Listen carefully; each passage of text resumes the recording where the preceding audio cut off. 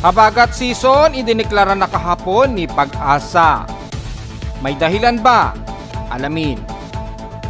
Patuloy na asahang ulan sa lakanlurang parte ng Luzon ngayong maghapon, inaasahan pa rin this weekend. Pero katimugan naman sa katamtaman ng panahon na may mga ilan mga isolated rain showers lamang ang iiral. Kaya posible pa rin tuloy-tuloy na violent rain showers ngayong hapon o gabi, pinaghahanda.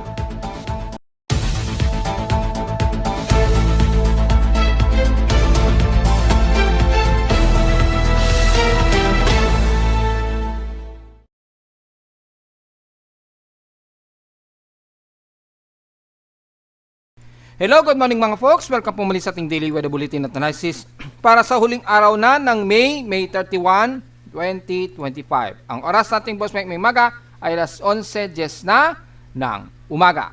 Grabe ang nai-record natin ng mga localized thunderstorms kagabi at violent, lalo na sa silangang bahagi ng Northern Luzon kagabi.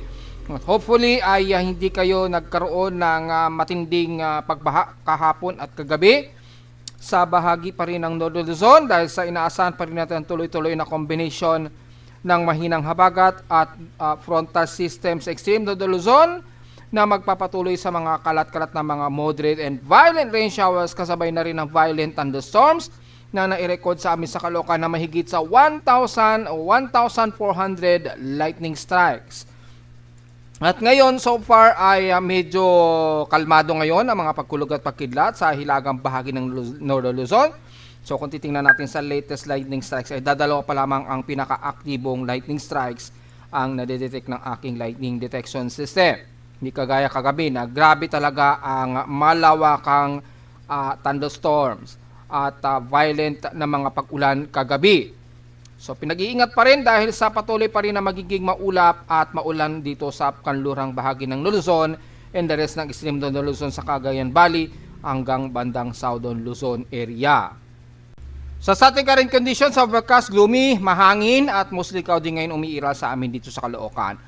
At dahil sa mostly magiging gloomy na tayo at magiging intermittent na nga po ang pag-ulan dito sa parte ng Luzon, lalo na sa kanlurang bahagi. Inaasahan natin this weekend ay matataas ang tsansa ng pag-ulan sa amin sa Caloocan. Ngayon ay 100% chance daw ng ulan hanggang bukas ng linggo ay 80% o 60% chance na may mga partially to some mostly cloudy at gloomy na panahon. Sa lowest temperature na ito lang, na weather station kaninang madaling araw, hating gabi, 12 o'clock AM, eksakto, 26.3 degrees Celsius, ang pinaka-lowest temperature na netala sa amin kagabi, kaninang madaling araw, dito sa Caloocan.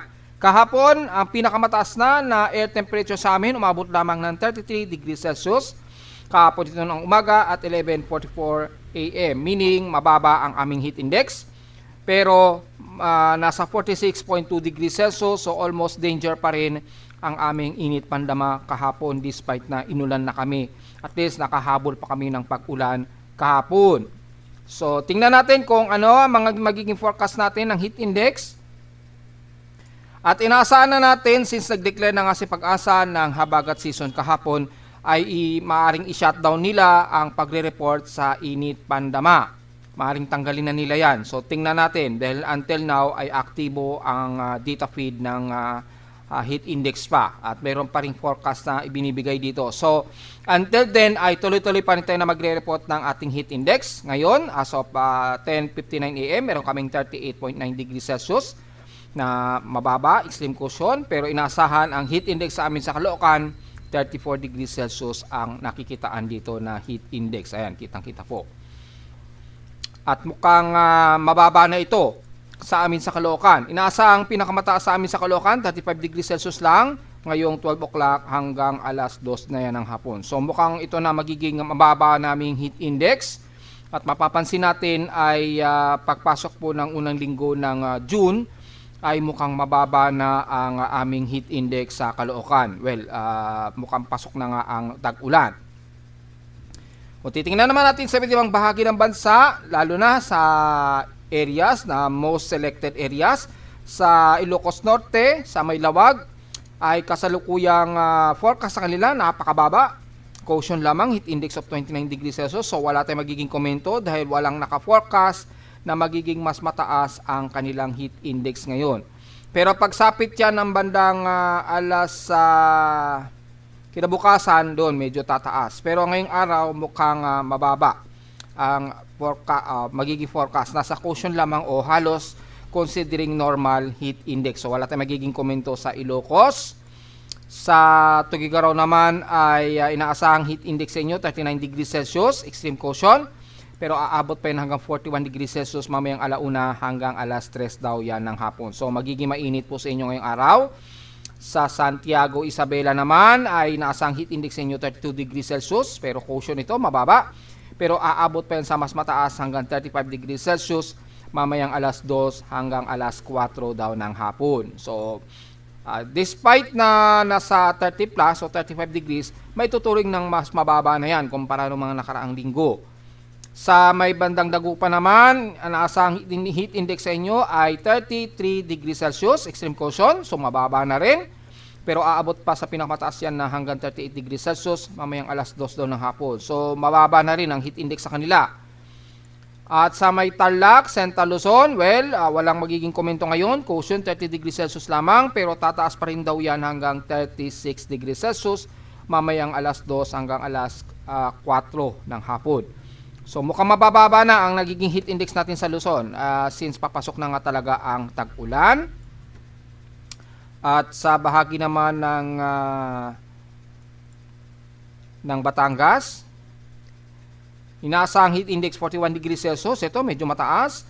At pinakamataas na ngayong araw na magiging heat index ninyo na 41 degrees Celsius. And then after mga tanghali, bababa na yan sa 40 degrees Celsius pababa. So mukhang bumababa na lahat ng heat index natin sa Luzon dahil papasok na talaga ang tag-ulan. Yan, sa bandang Occidental Mindoro naman ay sa San Jose, 42 degrees Celsius po. So mukhang aabot pa kasi sa danger o pinakamataas na ninyo yan ngayong araw hanggang alauna ng hapon yan, 42 degrees Celsius. So bahagya pa rin na bumababa pero nasa at least 40 degrees Celsius papataas. Medyo mataas pa rin yan, may matuturing. Sa Central Visayas naman, sa Cebu, kayo ang may pinakamataas ngayon. 43 degrees Celsius po ang forecast ninyo at yan ang pinakamataas ninyong heat index ngayong umaga at nitong tanghali. Na hanggang alas 12 na 43 degrees Celsius. So mataas po. At pagdating naman sa may Mindanao, sa Davao City, naasang heat index sa inyo, well, ay 38 degrees Celsius. At pinakamataas na ninyo yan ngayong araw. So wala tayong magiging komento dahil nanatiling mababa, below 40 degrees Celsius. At sa uli sa Zamboanga Peninsula, naasang heat index sa inyo ay 30 to 40 degrees Celsius. Yan ang pinakamataas na heat index sa inyo ngayong araw. So mapapansin natin ay halos bumababa na ang heat index natin sa buong bansa. Makabilang na ang extreme Northern Luzon. Hindi na sa kagaya ng mga nakarang linggo na grabe ang heat index natin. So dahil pumapasok talaga ang tag-ulan, kaya madalas na lumalamig dito sa may bandang kaluran ng Northern Luzon. Kaya yung inaasahang heat index natin ay bababa na. So expected ay aalisin na muna ni Pag-asa ang pagre-report nila sa kanilang heat index, yung computed heat index nila. Pero tayo ay maaari pa rin tayong magpapatuloy sa mga report ng ating heat index report. Lalo na kapag may makikitaan tayo na araw na posible pa rin magkaroon ng mas maalinsangang panahon despite na nagiging maulan tayo. Yan. So, antabayanan pa rin mga folks. Kung itatabi naman natin sa PX Extremes and Past 24 hours naman, nangunguna ang Katbalogan na may 35 degrees Celsius na highest temperature. At sa lowest temperature sa Baguio, mas lumamig sila sa kanila so far at 16.4 degrees Celsius na lowest temperature. Ibig sabihin umulan dyan sa kanila at bumaba rin ng todo ang kanilang temperatura. So medyo chilling ang lamig nila dyan sa Baguio. Sa Iba Zambales naman, pagdating sa Ilolan, grabe, nasa 235 mm na violent torrential rate ng ulan ang naranasan nila sa Iba Zambales. Gaya ng ating report, inaasahan nga natin na makakaramdam sila ng matitinding pag-ulan dyan. At ngayong araw ay maaari pa rin magtuloy-tuloy yan ha. So nasa 235 mm ang total rainfall nila dito sa amin sa Caloocan. At least, bago man lang magtapos ang May, inulan kami ng 29.7 mm. At halos matapos niya ang different average. Sayang, hindi pa umabot. Tingnan natin kung uulanin ngayon sa amin ngayong hapon bago magpalit ang buwan. dahil 2.3 mm na lamang ang kulang para humabol sa different average ng May. So nasa total rainfall na kami na 196 mm o 196.5 mm. Halos sa kapareho na ng May average of 198.8 mm. So mukhang tama lamang ang monthly ng May average. Pero kulang pa kami ng at least 2.3 mm para tumugma ito. Pero hindi na rin masama yan dahil pumasok naman sa range ng average rainfall namin ng May. So wala pa rin magiging problema kahit nakulangin ng 2.3 mm na total rainfall. Sa high tide, low tide status, so far ay pa-high tide tayo ngayon. Well, tingnan po natin kung magiging mataas ang ating sea level at alon. Double check natin sa ating high tides and low tide status. Inasang aabot sa grabe, napakalalim 1.4 meters ang magiging lalim ngayong tanghali. So ingat po mga folks. Sa mga maliligo mamayang tanghali, mga alas 12 ngayong tanghali delikado pong maligo, lalo na't ganito kalalim, 1.4 meter po ang taas ng sea level natin. So medyo delikado. Pero medyo advantage yan sa mga mangingisda. Alalay lamang dahil masadong masama ang ating panahon sa baybayin ng Northern at Eastern Luzon. So ingat na lamang sa mga mangingisda dyan nitong maghapon pa rin kung sakaling meron pa rin papalaot ngayong araw ng Sabado ha. So double check natin kung tataas ba ang alon natin gamit ang ating Tropical Cyclone Assessment Monitoring for significant wave height. Well, so far ay medyo tumataas dito sa may bandang Ilocos region. And the next 24 hours tataas yan. So ngayon medyo pwede pa. Ingat lamang dahil mahangin po talaga ang kalurang baybay natin dahil sa southwesterly wind flow. Ayun yung southwesterlies. Yun po yung magdadala ng gale force winds at sa silangan naman yung easterly trade wind po. Kaya lang humihina na po yung easterlies natin. Makikita natin dito medyo mabagal na o mahina na ang daloy ng easterly dito. Medyo magalaw na o medyo malikot na ang galaw dito. Kasabay ng embedded ng Coriolis dito sa may bandang equatorial, which is magbuunsod yan ang sunod-sunod na intertropical convergence zone. So titingnan natin ngayong maghapon kung magkakaroon tayo ng tsansa ng tropical cyclone pagpasok po yan ng month of June. So medyo handa-handa na tayo mga folks. Dahil papasok na tayo sa seasonal ng mabagyo at mabahang panahon ha. So medyo ready na po mga folks. So far ay wala naman tayong mataas na alon, pero within the next 24 hours ay tataas ang alon dyan sa may bandang Ilocos region sa kanluran ng Nodo Luzon, pababa ng bandang Bolinao, Pangasinan. So medyo ingat pa rin mga folks ha. Samantala sa ating outside humidity, 79%, medyo mataas ang ating humidity, cold humid po ang mataas. Bumaba lang ito ng 5% since last hour. Mataas pa rin ang ating atmospheric pressure, 1010 hectopascals. Mabagal lang pagbaba nito since last hour. Yan, so medyo mataas. At bago tayo pumunta sa almanac, silipin muna natin dahil meron tayong space weather status pa rin na tuloy-tuloy na radio 10 cm radio burst as of 9:46 AM alert. Ayan, as of 9:46 AM alert. Makikitaan natin ang significant na duration 102 minutes at peak flux na posibleng mabot sa 1,100 solar flux units. So mataas po yan ha. Yung noon Penticon 157 solar flux units. Ito yung malakas na split ng arrival ng solar wind. So inaasahan natin mataas yan.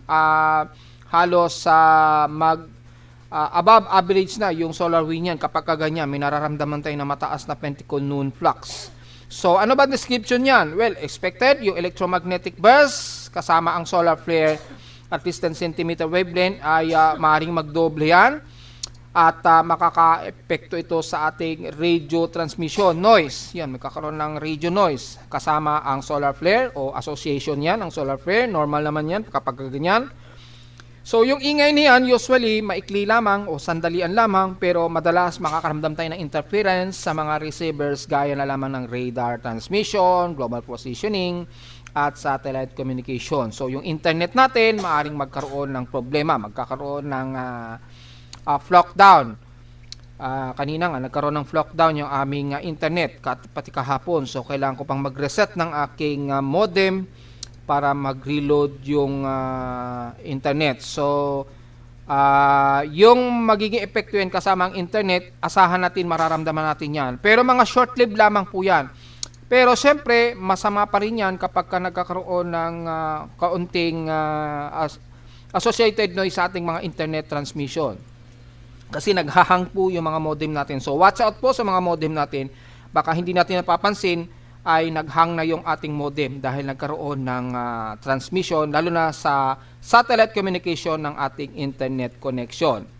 So yung aming internet dito, as far as I know, gumagamit ng satellite communication, ng transmission ng internet, instead of undersea cable.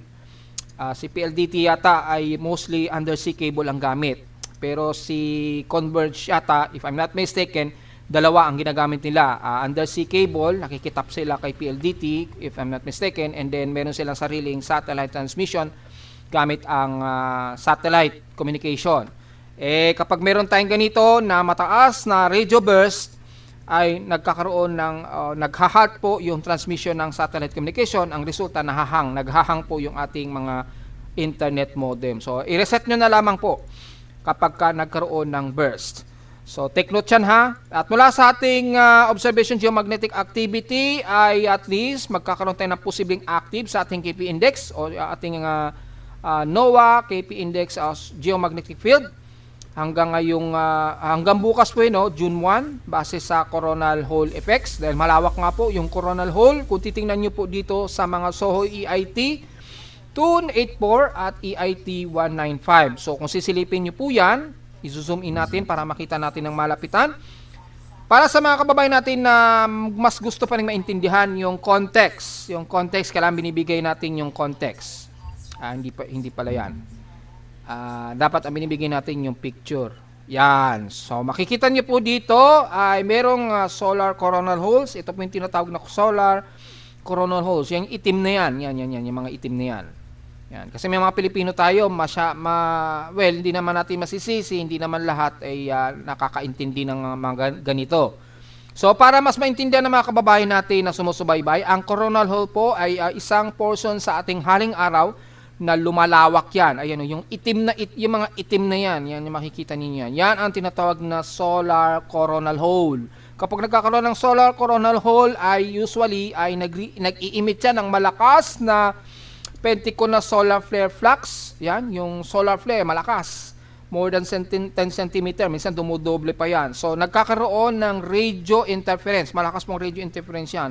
Yung parang naglilipat kayo ng mga transistor radio. Madalas may mga hissing sound, mga whizzing, mga transmission. Ganon po ang nangyayari kasi nakatutok sa Earth itong malawak na solar hole na yan. Ayan, oh. So, yan po yung pinaka-context natin para mas maintindihan ng mga kababayan natin kung ano ba ang tinatawag na solar coronal hole o solar hole. Yan, yung coronal hole effects na yan ay maka-apekto yan sa transmission ng solar wind, solar radiation at radio blackout, which is nasa 50% ang chance natin. So open field po ang transmission niyan, makikita sa LASCO C2 and C3, yan o. Yung mga burst na yan magdudulot po ng matataas na solar wind at makikita natin dito ay at least moderate. Yan, above normal na nga po So almost malapit na halos sa kung 3 days natin, kailan ito tumaas? Kung ngayong araw lang ba tumaas? Well, 3 days ago, yan, nag-moderate wind speed na siya o solar wind. Dahil sa itong direkta sa atin sa Earth na yung solar coronal na yan. Yung parang black hole na yun sa araw. So, yun po. Makikita natin ay bumilis na po yung solar wind speed niya. Halos umaabot na o nag-a-above moderate na siya. So, yun po ang inaasahan natin at yung solar X-ray events, magmamadalas po yun sa M category at posibleng X-flares. At yung ating X-ray flux ay naglalaro sa R1 to R3 na solar X-ray flux. Ayun, no? So, umabot sa halos 8.9. So, halos mag-R3. At yung ating proton flux ay nag-converge. At least medyo, hindi naman siya umabot sa S1, pero at least nagpaparamdam siya dahil nga po sa above elevation ng solar wind. So expected natin ang tuloy-tuloy na geomagnetic activity at sunod-sunod ang distortion sa ating magnetosphere dahil yung significant impact ng solar wind po, yung associated ng solar flare, maka-apekto yan. Bagamat wala tayong ionospheric noise, mababa lamang, pero expected ang auroral effect. Yan. So may mararamdaman tayo parang microwave, parting nasa loob ng microwave na parang mainit sa balat. So yun po ang inaasahan natin. Kaya yung D-region absorption natin, nagbo-moderate siya sa 15 MHz. So may medyo may pagtaas ng ating high frequency. Yung absorption, apekto ngayon ng Southeast Asia kasama ang Pilipinas. Ayun na nakatutok sa atin. Kasi kung nasaan yung sunlight o sunlit ng araw, ay doon niya nakatutok. So yung ating 40 meter to 80 meter band ay mababa at sa gabi naman ang 10 to 12 meter band ay mababa. And the rest okay naman po. Para lang tayong nasa loob ng microwave, parang mainit sa balat ang ating nararamdaman. Parang tayong nakatutok sa isang ultraviolet light. Ganun po yung pakiramdam. At ang mas maapektuhan lamang tagal nito yung transmission ng internet. So expected yan mga folks ha. Sa ating almanak, sumikat ang haring araw kaninang 5:25 AM at ninasang lulubog ito mamayang 6:21 PM. At sa ating buwan na 19% illuminated na po, kaka-moonrise pa lamang po. At kaninang 9:24 AM pa lang ito nag-moonrise. So nasa elevation po ito na 28 degree altitude. So lulubog ko ito mamayang gabi pa po at mamayang gabi pa po at 10:38 PM po yan. At sa ating local weather outlook para ngayong weekend, ngayong Sabado hanggang bukas yan ng Linggo, well, asahan na natin na maulan at intermittent rain showers sa buong maghapon daw yan. 100% chance ang ulan ngayong araw at bukas ng Linggo ay naglalaro sa 50% chance of rain. So, ingat po, lalo na sa hapon po at pakikita ko sa inyo yung forecast natin ng rainfall. Bagamat kagabi ay pinost ko na yan sa Facebook page. Highest and lowest temperature expected maglalaro 30 to 33 degrees Celsius. So, hindi naman sobrang maalinsangan. The lowest temperature expected maglalaro 25 to 26 degrees Celsius. So, kung titingnan natin yung rainfall forecast natin, makikita natin nakatutok na ako para mamayang hapon. Ayan, May 31, 2 o'clock PM onwards. Makikita natin ay grabe ang uulanin na naman ang hilagang kanluran ng Nolo Luzon kasama na ang Mimaropa area. So, posibleng abutin ang Metro Manila. So, be ready na lamang po mamaya sa mga biglaan na namang ulan at flash floods po. Ayan o. Inaasahang moderate and heavy rain showers kasabay ng siguro moderate to violent lightning strikes na naman ang makokolekta natin yan lalo na mamayang hapon. So take note yan. Bagamat medyo may mga isolated na rain showers sa may bandang Bicol region sa Southern Luzon at ilang parte ng Sorsogon sa may Mindanao, pero siguro mga light to moderate rain showers lamang at isolated ito. Pagsapit naman ng pabandang alas 5 na, bandang gabi, mga alas 8 onwards, yan, iloload po natin yung forecast, ay patuloy pa rin tayo makakaranas. Ito, magmumultiple na o halos tataas ang accumulated rainfall, ayan. So, estimated 50 mm pataas na naman ang magiging buhos ng ulan. Pagsapit po yan ng hapon o gabi. Tuloy-tuloy yan sa bahagi ng kanluran ng Nolo Luzon. So maaring maapektuhan na ang buong Cagayan Valley na yan. Damay-damay na ang Central Luzon, Metro Manila at ilang parte dyan sa may bandang Zambales. Yan. O maaring madamay ang Metro Manila. Depende sa range ng aabutin nito. Yan, yung embedded na yan, lawak ng mga malawakang ulan. At ang parte ng Balawan ay makakaramdam din ng mga kalat-kalat ulan. Ilang moderate and some heavy rain showers, kabilang na ang Southern Luzon, especially sa may bandang Sorsogon at pagitan ng Lawang, Northern Samar. At sa west portion ng Visayas, sa may bandang Panay Island, may mga isolated scattered rain showers din po kayo dyan.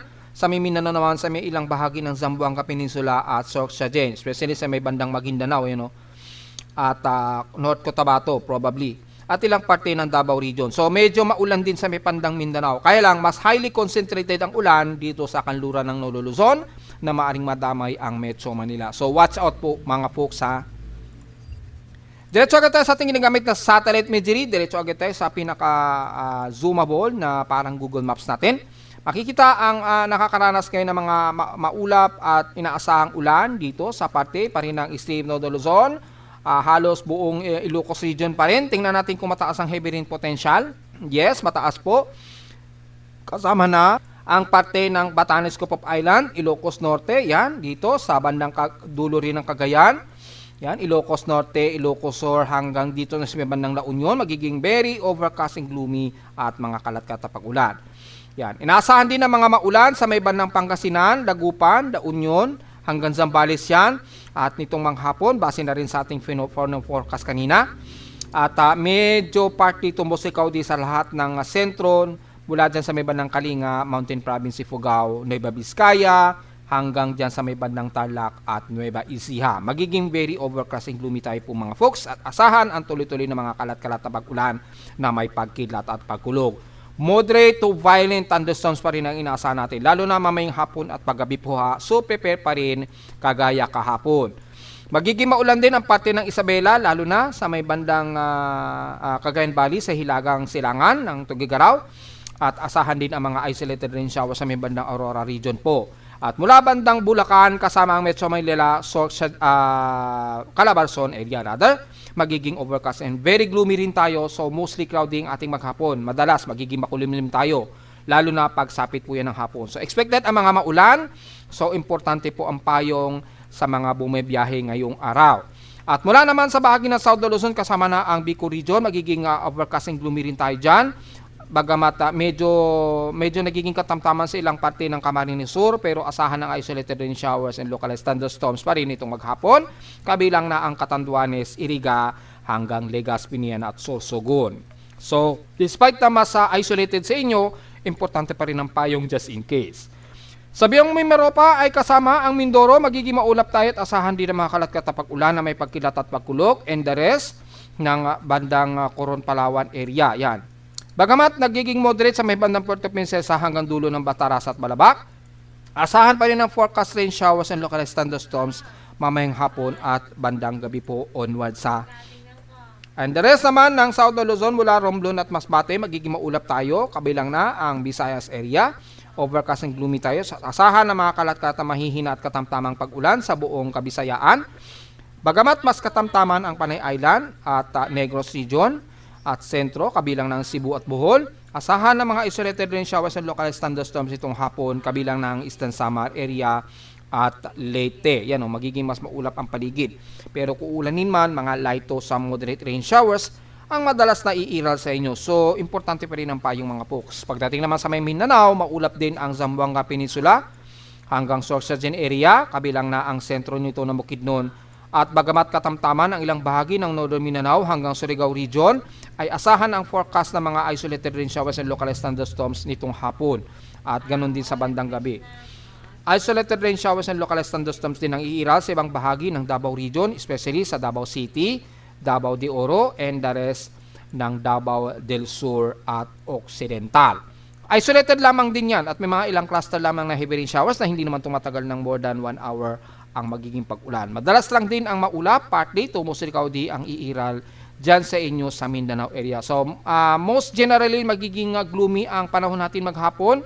Bagamat medyo mas katamtama naman ang iiral na panahon sa bayban ng Kabisayaan at Kamindanawan. Except sa bahagi nga po ng Nolo Luzon na nitong maghapon, asahan pa rin na makakaranas pa rin tayo ng mga biglaang violent thunderstorms sa hapon at sa gabi at madaling araw. So, kamasay naman natin ang status itong C91W at makikita natin medyo nag-update tayo na unti-unti. Nagdagdag tayo ng tracking tail, yung trailing track, para makikita natin yung mga nagiging trailing track ng anumang low pressure area na nabubuo. Kasi hindi natin malaman kung ano ba ang nagiging galaw at kilos nito. So, medyo naglalagay tayo ng trailing track. Ayan. Nag-start ako kagabi and then mukhang working naman siya. At makikita natin pa northeast ang lumalabas na ikinikilos nitong C91W base na rin sa trailing track niya. Ayan, malinaw na mamatyaga natin yung kanyang galaw. At makikita natin pa northeast na po ang ikinikilos nitong C91W. At as of 11:30 AM, nasa 1,006 hectopascals ito, pero walang significant na paglakas ng kanyang hangin. Dahil nga po, gaya na ating paliwanag, hirap na magkaroon ng low-level convection ito dahil embedded na siya ng frontal system dito sa hilaga. At yung mahinang habagat, southwesterly trade wind na bumabalandra sa kanya. So, medyo nak-i-squeeze yung kanyang low level circulation dito. Nagaganyan, na-oval, napipiga kasi siya ng frontal system dito. At natutulak naman siya dito ng southwesterly na kasabay na nahahatak niya. So dahil masyadong napipiga ang sirkulasyon ni 91W, kaya until now, nanatili itong remnants o halos sa pestrap lamang na magpapaulan dito at nagpapalakas naman sa hangin dito sa Timog Kanluran kasabay ng mahinang habagat nga po. At yun, which is dineklara na nga po ni Pag-asa na official na raw na taghabagat season na tayo. So, well, considering na rin dahil nagkaroon na tayo ng recorded na above 100 mm, kagaya na lamang sa Iba Zambales, umabot sa more than 200 mm pa nga. So, consider na natin na taghabagat na. Pero tuloy-tuloy pa rin ang transitioning niya. Ang completion talaga ng transitioning mga kalagitnaan pa talaga ng June. Yan na yung pinaka talagang start niya. Napaaga lamang dahil lamang sa developing ng low pressure area na to na si 91W. So napaaga po ang paglakas ng ating southwesterly trade wind o yung mahinang habagat nga po. Ayan, nakikita nga po sa satellite imagery. At ito ay nasa vicinity na po ng Hong Kong, southern part ng Shenzhen o bandang Hong Kong, itong si 91W. Yan. At kumikilos nga po, base dito sa track tail niya, ay north-northeast ang nagiging kilos niya so far. So at least nakikita na rin natin. At yung isa ay tinanggal na. So yung tail na lang ang natira. Merong grace period dyan na at least 12 hours. And then kapag within 12 hours, ay kapag walang latest na monitoring ng low pressure area dito, kay 94W, ay automatic madidelete yan o makiklear out yan kapag wala nang list ng monitoring itong low pressure area na to. Automatic madidelete po yung mga data. So yun lamang po ang ating inaasahan yan. Pero since wala namang paglakas nitong si 91W at wala ring expectancy na ito ay magiging isang mas malakas na bagyo, may nakikita lamang kasi siya na bahagya pang circulation dito. Ayan, humahabol pa o medyo pinipilit pa rin niyang magkaroon ng circulation kahit napigang-piga siya ng frontal system. Yan, so hindi pa rin natin na-assure kung ito ay mas lalakas pa. Pero sa ngayon ay malayo naman ito sa bansa na embedded ng frontal system. At mula naman sa ating global forecast assessment, tingnan natin kung maaari pa itong lumakas or may susunod sa kanya. Yan, mula sa ating global spectral model, makikita natin na medyo may mga Coriolis na dito sa may bandang katimugan bahagi ng bansa o southeast ng Mindanao. Yan, nagpaparamdam na po yung mga Coriolis circulation na yan. So, yan, naasahan natin nitong darating na linggo, ay asahan natin ang bagong intertropical convergence zone range. At habang lumalakas naman itong southwesterly trade wind natin na magpapaulan sa hilagang kanluran ng Luzon o halos kanluran ng bansa. Pero so far ay wala pa tayong namamataan na aktibong low pressure area. Maging sa ating mean sea level pressure, wala.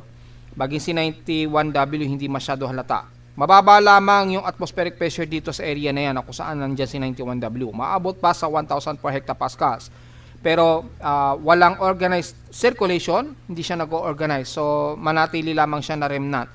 Dahil bumabalandra siya sa kung saan malakas ang steam ng malamig na hangin dyan sa may bandang Hilaga. So malabo na rin talagang lumakas yan na maging aktibong bagyo. Yan. So mayroong mataas na strong cyclonic dito sa may bandang Japan. Yan. Unrealized pa kung yan ay magiging bagyo dahil sa ating real-time tropical cyclone formation probability ay negative siya. Pati yung mga horizontal niya ay mataas dyan sa may bandang Japan. Pero yung convectivity of tropical cyclone development ay nanatiling negative po. So malamang mga remnants lamang yan at magbubunsod ng malawakang ulan, pero yung bagyo na posible nating binabantayan ay negative pa rin. Mula sa mga computer models natin, pagdating ng unang linggo ng June ay wala tayong inasahan na susunod kay 91W. Magiging maulan lamang ang kanluran ng bansa and the rest ng Northern Luzon at ilang bahagi sa may man ng Mindanao ayon kay GFS. Kay ICMWF naman, ganun din, magiging maulan din ang parte natin sa Northern Luzon sa unang linggo ng June. Punsod pa rin ng surface trap niyan at kasabay ng mahinang habagat. At kay NABGEM naman ay mas agresibo. Yan, magiging maulan din. Kabilang na ang Metro Manila na madadamay dito. Pero so far, wala tayong nakikitaan na anumang tropical wave na magbubunsod ng panibagong invest o low pressure area. Sa ating latest tropical cyclone strike probability ay mababa rin ang probability at 10% lamang at hindi maapektuhan ang buong bansa within 72-hour period o yung validity niyan hanggang June 2, 2025 na po yan. So hanggang June 2 po, negative po tayo at wala tayong masyado maapektuhan ng tropical cyclone strike probability nito. So especially si 91W, hindi na tayo maapektuhan masyado niyan ni 91W. Yun po ang pinaka-context niyan. So negative pa rin tayo sa unang linggo ng June na may mamamataang anumang aktibong bagyo so far. Samantala sa ulat Lindol, well, dahil sa nagkaroon ng violent thunderstorms kagabi, nagkaroon kami ng very intermittent noise mula kahapon po yan ng hapon hanggang kagabi. Intermittent noise po yan. Hindi mapipigilan niya dahil sobrang sunod-sunod na lightning strikes ang nag-penetrate at naramdaman ng aking seismograph sa Caloocan. And so far, wala naman tayong nadetect na aktibong pagyayinig. Yung mga noise na ito, maalamang dulot lamang yan na malakas na solar flare sa outer space. Medyo tumama siguro sa Earth at medyo yung nakakalusot na solar radiation, medyo nakaka-penetrate sa Earth, nadedetect ng aking seismograph. Yan. So akalain natin lindol yan, pero hindi po yung lindol ha. Isang frequency yan na nanggagaling sa paligid or upper celestial body. So posible dahil yan sa epekto ng coronal mass ejection ng haring araw. Yun ang nagiging teorya ko dyan. Pero wala naman tayo na-detect na malalakas na pagyanig so far base sa aking seismograph. Pero sa short period seismogram ni PBOX ay bagamat marami-rami ang mga minor earthquakes, wala namang naitala na magnitude 4 plus so far hanggang sa oras na ako'y nagre-report ngayon. So diretso agad tayo sa ating historical earthquake data since huling araw na. At aabot na ba ito ng kahit man lang 1,500 earthquakes? Tingnan po natin for the month of May. Pero inaasahan mga ganyan na lamang aabutin talaga ang total earthquake natin this May. Yan. So yung total earthquakes natin so far ay nasa 1,041 earthquakes na lamang po. 992 dito is magnitude 2.0 pataas, 46 magnitude 4.0 at nanatiling tatlong ating magnitude 5.0 pataas. Lumalabas sa cluster, pinakamarami pa rin talaga ang Southern Visayas at Mindanao sa may pinakamaraming mga pagyayanig. Sa may bandang Luzon, 261 at 23 dyan sa may bandang Batanes Group of Island ang cluster ng earthquake na naitotal. So lumalabas ay medyo kokonti pa rin ang total earthquakes natin sa Luzon. Mas marami pa rin sa may bandang Mindanao. Pero pagdating sa mga mas malalakas sa pagyanig, sa may bandang Northern Luzon naman, ang may pinakamarami, which is may dalawang magnitude 5.0 na naitala. Isa dito sa may bandang Batanes Group of Islands, sa may bandang Itbayat, Batanes, at isa dito sa may bandang La Union area. At isa naman sa may bandang Kanluran ng Visayas. And so far, wala namang naitala na mas malakas na magnitude o pagyanig sa Kamindanawan. Yun lamang ang pinaka-details natin na maire-report dito so far. So abangan niyo lamang yung aking monthly earthquake report para sa total earthquakes natin for the month of May 2025. At narito naman ating 3-day 20 weather forecast para sa huling araw ng May 31, 2025.